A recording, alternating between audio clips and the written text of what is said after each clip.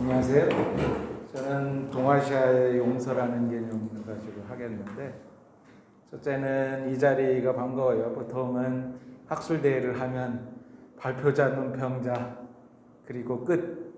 근데 오늘은 참 한 십몇 년 만에 이렇게 많은 청중이 오기가 참 드물다. 여기 와주신 게 고맙고, 이게 동양철학은 망했다. 이 사실 논문 발표에도 아무도 인용해주지 않고 너무 허무해요. 그래서 원래 저희들이 낄 자리가 아니에요. 보니까 이 자리는 보통 젊은 학자들을 위한 자리인데 노인네들도 발표할 기회를 주셔서 고맙게 생각합니다. 제 주장을 한마디로 얘기하면 서에는 추서하고 용서, 추서는 엠파시로다가 설명이 될 수가 있고, 용서는 포기브니스로 설명이 될 수 있는데, 이게 연구를 해보니까 주의 이전까지는 포기브니스가 주된 논의였는데, 주의라는 인간이 나타나가지고 엠파시로 바꿔야 된다, 이런 용어를 하는 바람에 포기브니스가 이게 이 역사에서 사라지게 됐고, 그래서 일부 학자들에게만 남아있다라고 하는 게 슬픈 현실이고, 지금 포기브니스는 어디로 갔느냐? 기독교로 갔다라는 거죠. 그렇죠? 그래서 이 안타까운 현실에서 도대체 이 포기브니스는 우리에게 없을까? 없죠. 그런 절대적인 신 앞에 사람을 용서한다라고 하는 그런 건 없는데, 그래도 사람 사는 세상인데 인간관계에서 자기 자신과 남의 문제, 잘못을 포기브니스하는 그런 문제들은 있었다라고 하는 게 제 주요한 입장입니다. 한번 보시죠. 포기브니스에서 중요한 건 복수라는 개념이죠. 동아시아, 특히 중국의 사상사를 보면 주나라 시대에는 무장이민과 전쟁을 통해 봉건 제도를 건립하였고, 이러한 갈등과 전쟁의 과정에서 개인과 국가의 원한을 보복하는 복수가 유행하였다. 나라와 나라 사이에 전쟁이 빈번하였고, 또한 봉건종주의 종족과 종족 사이 갈등이 증가하면서 복수가 반복되었다. 선진시기에 유행했던 복수는 양안시기에도 풍이 남았다. 따라서 복수가 일으키는 사회 문제를 해결하는 방안으로서 용서가 제시되었다. 용서는 고통스러운 개인의 경험을 미루어 상대방의 고통과 부득이한 악행을 이해하고 공감하여 상대방에 대한 복수를 완화하거나 포기하는 것이었다. 다시 말해 용서는 당사자 개인이 상대방의 죄악을 용인하거나 복수를 포기하려는 뜻으로 왔다. 단지 개인의 경험에 비추어 상대방을 이해하고 공감하는 것이라고 해석했다. 필자가 보기에 복수와 용은 이게 용서하고 숨겨주는 것이 유행했던 상황에서 누구나 복수와 용인을 무시하거나 포기하기 어렵다.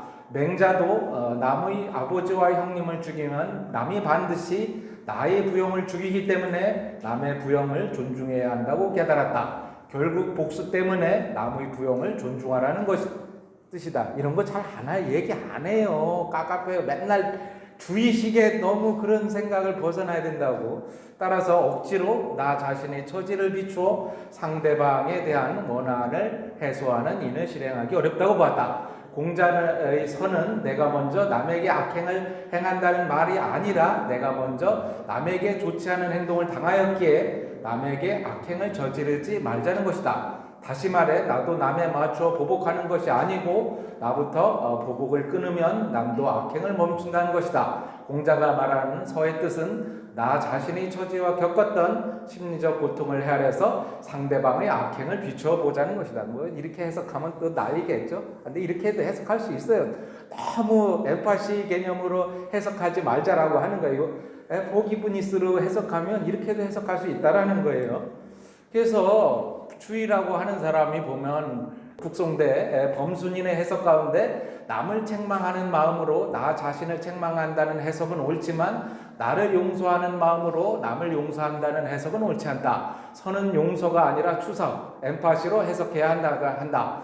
용서로 해석하면 초점이 자기가 아니라 남의 있고 자기의 잘못을 용서하듯이 남의 잘못도 쉽게 용서하는 문제가 있다. 주의 2절에서는 서에 대해서 용서로 해석하고 주의가 이후로는 추서로 했다라고 하는 것이다. 이거 분명하게 나와 있어요. 그래서 그걸 잘 몰랐다가 공부하면서 왜 추서를 하는 건지를 그때 이해하게 된다라고 하는 거예요. 그래서 이게 용서를 하게 되면 도덕적 무질서로 가게 된다. 그래서 엠파시로 바꿔야 된다라고 하는 그 명령 하나 때문에 조선조 내내 우리가 이렇게 살았다라는 거죠.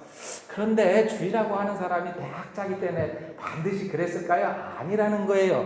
주의가 용서 자체를 부정하는 것은 아니다. 주의는 도둑질 같은 무거운 잘못은 용서가 안 되지만 바빠서 글을 쓰지 못하는 가벼운 잘못의 경우는 용서를 하자고 한다. 딱 주의식이야. 그러면서도 이러한 허용이 용서를 비판하면서도 다시 소와 가원 편에서 범순인의 구절을 집어넣었다. 왜? 집안 다스리기 힘들어요. 자식 지멋대로 하고 마누라 지멋대로 하는데 그거 안 된다고. 용서해야 돼. 엠파시 개념이 안 돼요. 그래서 소화 가운 편에 집어넣어서 근데 소화가 안 읽어. 그냥 주자오류나 읽고 이런 개떡 같은 세상이 됐어요. 정약용. 서는 두 가지 종류가 있는데 하나는 추서이고 하나는 용서이다. 옛날 경전에는 추서만이 있었고 본래 용서가 없다. 주의가 말하는 것은 대체로 용서이다. 추서는 자기 수행에 중점을 두어 자기의 선을 실현하는 것이다. 용서는 남을 다스리는 것을 강조하기에 남의 악을 관대하게 용서해. 이런 개떡. 그래서 많은 학자들이 주의가 했던 게 정약용이 했던 거야 이렇게 주장을 했어요. 그거 맞는데 정약용이 해석에서 주목되는 점은 인간의 악에 대한 이해이다. 정약용은 악에 대해서 깊은 논의를 하지 않다. 정약용은 악이 원죄설이 아니라 백지설에 가깝다. 악이 원래부터 있는 것이 아니라 경향성에 가깝다. 악의 경향성을 인정하고 그것을 치인의 측면에서 용서하자는 것이 정약용사의 또 다른 측면이다. 근데 뭐예요? 진정한 기독교인 아니야. 악의 원죄성을 인정하고 용서하자 이래야지 기독교인인데 무슨 추서 이런 얘기 하봐야 다 의미 없어요. 그래서 찾아봤더니만 3가지 종류가 있어요. 그래서 그게 드물게 나타나서 진짜 어렵게 뽑았습니다. 존재 유백규 호남 지역 출신이죠. 대체로 집안의 남녀노소를 막론하고 반드시 이미 저지른 잘못을 추후에 나무라지 말고 우둔한 사람을 사납게 책망하지 말아야 된다. 모르고 저지른 잘못은 비록 크더라도 반드시 용서해줘야 하고 하기 어려운 일은 자기 마음을 미루어 용서하여 느슨하게 독려한다. 갑자기 화를 내어 은혜를 상하게 해서는 안 되며 남을 책망하면서 나와 닮기를 요구해서는 안 된다. 늘 환한 기색을 드러내지 않고 늘 시끄럽고 꾸짖는 것을 좋아하지 않는다면 자연스럽게 화평하여 재앙이 사라지고 복이 올 것이다. 집안 이렇게 다스리라고 맨날 얘기를 했어. 이게 철학하고 실생활하고 따로 노는 거야. 이게 유학이 다 우리를 속였어요. 이렇게 해야 돼요. 근데 또 보니까 또 있어. 이토 진사이라고 하는 일본의 철학자 있죠.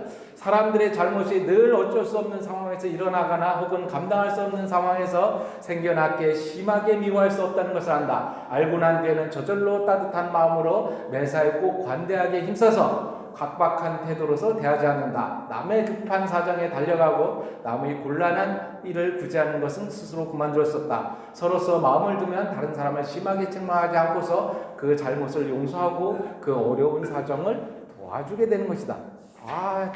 내 마음에 딱 맞는 구절을 해서 일본 놈이라도 좋아 큐. 근데 또 있어요. 장구성 송대의 불교 계통의 대종고를 따랐던 장구성이 이런 얘기를 했어요. 근데 아무도 주목하지 않아. 근데 또 찾다 보니까 이러겠어요. 선은 충에서 비롯되고 충은 자기를 책망하는 거예요. 뭐죠? 내 탓이오라는 거죠. 자기를 극복하는 것이 어려운 줄 안 다음에야 온 세상에서 본성을 깨닫지 못한 자들을 깊이 죄줄 것임을 안다. 어려운 얘기예요. 나의 잘못을 나기가 극복하기 어렵다라는 거예요. 대단하죠. 이런 얘기를 할 줄 알아야지 그게 인간에 대한 이해예요. 무슨 엠파시 같은 소리하고 자빠졌네. 자기 한 사람을 극복하는 것이 어려운 줄 알아야 온 세상 사람이 모두 용서받을 만한 사람이라는 것을 안다. 장구성이라는 사람이 얘기했어요.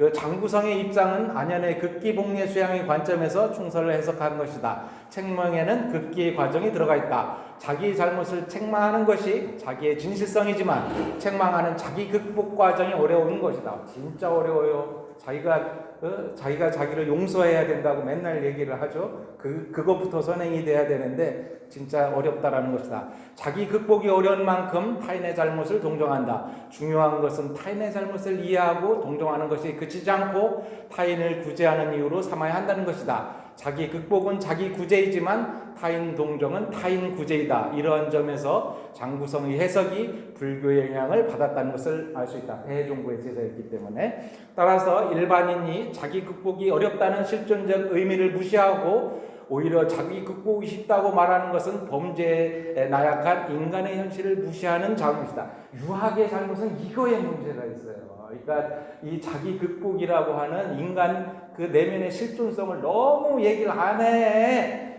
퇴계건 율곡이건 주의건 조선조 유학이 망한 거가 우리가 반성을 해야 돼. 다 불교로 넘어가고 다 기독교로 넘어갔어. 이게 무슨 통탄할 일이죠. 그래서 다 죄하고 용서함을 받잖아요. 유학에서 누가 용서받아. 끝났다고. 안타깝다고.